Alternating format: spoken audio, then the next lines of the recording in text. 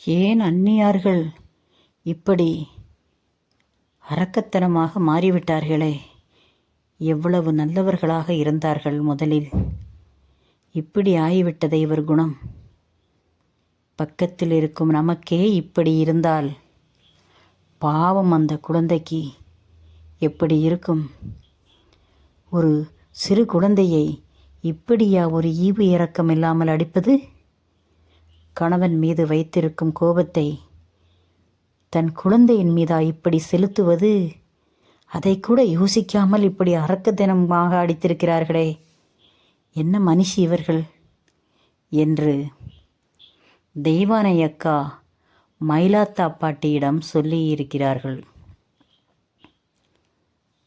அதை கேட்ட அம்மாவுக்கு மறுபடியும் மூர்க்கத்தனமாக கோபம் வந்தது. போதுமா? உனக்கு இப்போது சந்தோஷமாகிவிட்டதா என்று செல்வியை பார்த்து கேட்டார்கள். செல்வி ஒன்றும் பேசவில்லை. தாயும் பிள்ளையுமாக நாங்கள் இருந்தோம், இரத்தமும் சதையுமாக இருந்தோம். அவர்கள் வாயில் இருந்து என்னை இப்படி ஒரு வார்த்தையை வரவழைத்து விட்டாயே பாவி என்று அந்த குழந்தையை கேட்டார்கள். அதற்கும் அந்த குழந்தை பேசவில்லை. பேசாமல் தான் இருந்தது. பேசினால்தான் எதை சொன்னாலும் குற்றம் கண்டுபிடித்து விடுகிறார்களே, இவர்களிடம் எதைத்தான் பேச முடியும்? எதையுமே பேச முடியாது என்று மௌனமாக இருந்து விட்டது. சொல்லிவிட்டு அழுதார்கள் அம்மா. இப்படி உற்றார் உறவினர்களை எல்லாம் பகையாகி விட்டார்களே என்று அழுதார்கள். அதற்கு தெய்வானை அக்கா சொன்னார்கள், ஏன் அண்ணே அழுகிறீர்கள்? எதற்காக அழுகிறீர்கள்? யார் உங்களை பகையாக நினைத்தா? நாங்கள் ஒருபோதும் உங்களை அப்படி எதிரியாக நாங்கள் நினைக்கவே மாட்டோம். நீங்கள் அப்படி எண்ண வேண்டாம். எங்களை என்னைக்குமே இரத்தமும் சதையுமாகத்தான் நாம் இருப்போம். இருந்தாலும் இரத்தமும் சதையுமாக இருந்தாலும் இரத்தம் வெளியே போகும்போது சதைக்கு வலிக்கும் அல்லவா? அதைத்தான் நீங்கள் கொஞ்சம் எண்ணி பாருங்கள் அண்ணி. பாவம் இல்லையா இந்த குழந்தை? அவள் என்ன பாவம் செய்தாள்?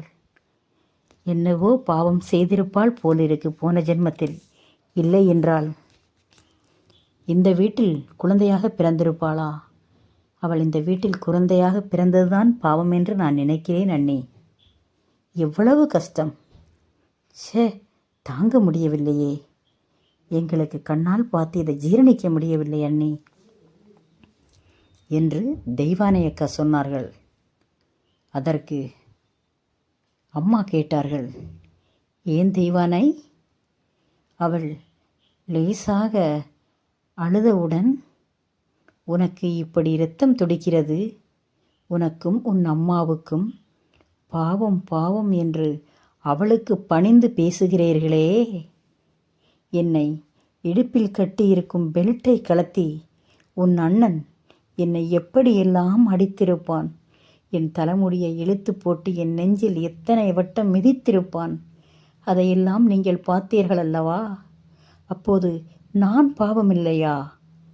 உங்களுக்கு அப்படி தோன்றவில்லையா? ஏன் என்று அம்மா கேட்டார்கள். அதற்கு தெய்வானை அக்கா சொன்னார்கள், இல்லை அண்ணியாரே, அந்த நிலைமையில் உங்களை பார்க்கும்போதும் எங்களுக்கு பரிதாபமாகத்தான் இருந்தது. நாங்கள் ஒருபோதும் அண்ணனுக்கு பணிந்து பேசின நாளே கிடையாது. அது உங்களுக்கு நன்றாக தெரியும். நியாயம் எங்கே இருக்கிறதோ அதைத்தான் பேசுவோம். நாங்கள் உங்களை அடிக்கும்போது பார்த்து கொண்டா இருப்போம்? நாங்கள் இல்லாத நேரத்தில் அண்ணன் உங்களை பெரட்டி பெரட்டி அடித்திருப்பார். நான் இல்லை என்று சொல்லவில்லை. நாங்கள் பார்த்து கொண்டு இருக்க மாட்டோம். வந்து எத்தனை நாள் பிடித்து வச்சிருக்கோம் அண்ணனுக்கு, எத்தனை நாள் நாங்கள் அறிவுறுத்தியிருக்கோம். அண்ணன் போதையை போட்டுவிட்டு அவருக்கு நாம் சொல்வது ஒன்றும் புரியாது. நீங்கள் இப்போது எந்த மனநிலையில் இருக்கிறீர்களோ அதே மாதிரி தான் அன்று அண்ணனும் இருந்தார்கள் என்று தெய்வானை அக்கா சொன்னார்கள். அண்ணன் அப்படி செய்ததுக்கு வேண்டி பாவம் இந்த குழந்தையவா பழி வாங்குவது? இதில் எந்த விதத்தில் நியாயம் இருக்கிறது அண்ணி? நீங்களே சொல்லுங்கள்.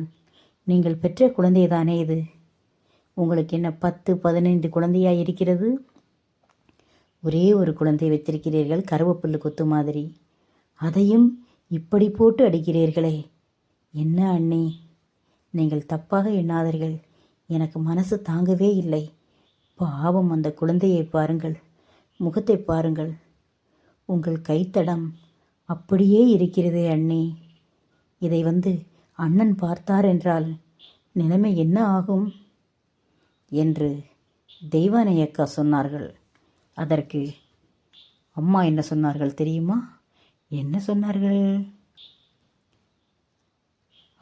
உங்கள் அண்ணன் வந்தால் என்ன நடக்கும்? இவள் அவனிடம் போட்டு கொடுத்தாள் என்றால் அவன் என்னை பழைய மாதிரி என் முடியை இழுத்து போட்டு என்னை பெல்ட்டை கிடத்தி அடிப்பான். அவள் பார்த்து அது சந்தோஷமடையட்டும் என்று மறுபடியும் அறிவு இல்லாமல் பேசினார்கள்.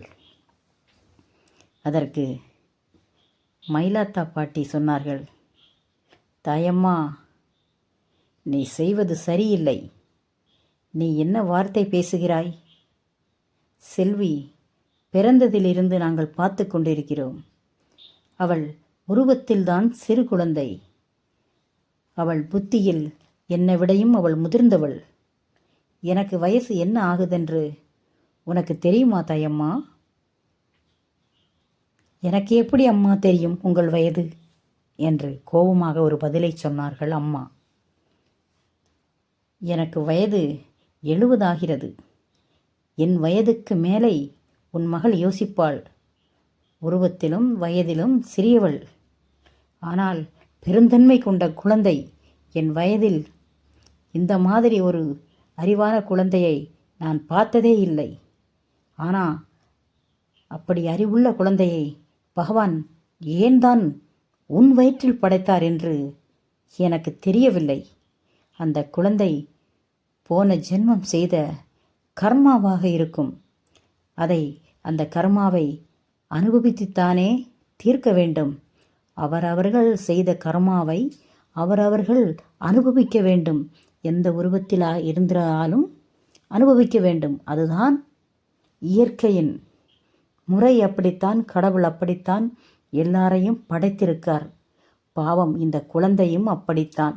விதிவிலக்கா என்ன என்று மயிலாத்தா பாட்டி சொன்னார்கள். அதை கேட்டவுடன் அம்மாவுக்கு எலும்பும் இரத்தமும் கொதிக்கிறது. இந்த கிழவியை திருவி போட்டு விடட்டுமா என்ற அளவுக்கு அம்மாவுக்கு கோபம். அக்கினி கொழுந்து விட்டு எரிகிறது. அது அவர் கண்ணில் தெரிகிறது. என்ன செய்வது? மறுபடியும் நிறையா வருடங்கள் ஒரே வீடு குடும்பமாக இருந்துவிட்டு திடீரென்று எப்படி அப்படி பேசுவது? அவரே முதிர்ந்தவராயிற்றே என்று அதை அடக்கி கொண்டார் அம்மா. அடக்கி கொண்டு இந்த குழந்தையை முழுங்குவது போல் பார்த்து கொண்டிருந்தார். அதற்கு மயிலாத்தா பாட்டி ஒரு பதிலை சொன்னார்கள். என்ன தாயம்மா, ஒரு பேச்சையும் காணும்?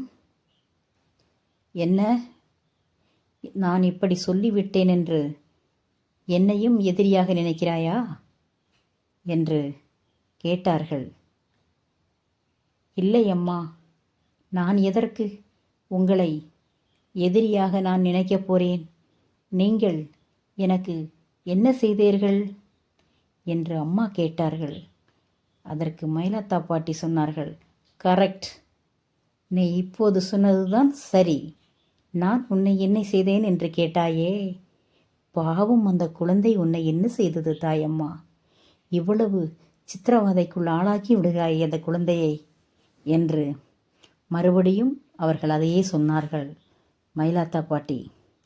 மயிலாத்தா பாட்டிக்கு செல்வி என்றால் ரொம்ப பிடிக்கும். ஏனென்றால் அந்த 10 வீட்டிலும் அவர்கள்தான் பாட்டியம்மா.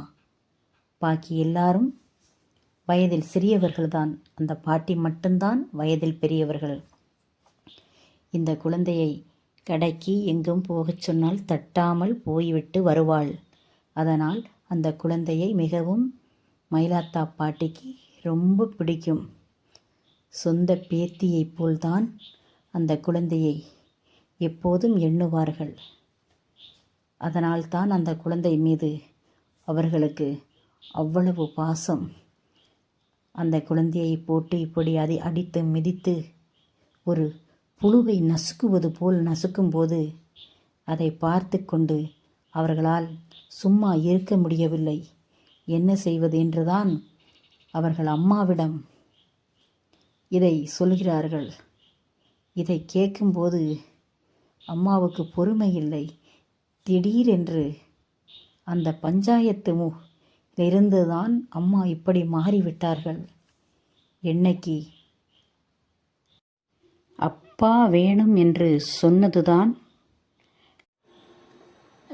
லைக் பண்ணி சப்ஸ்கிரைப் பண்ணுங்கள்.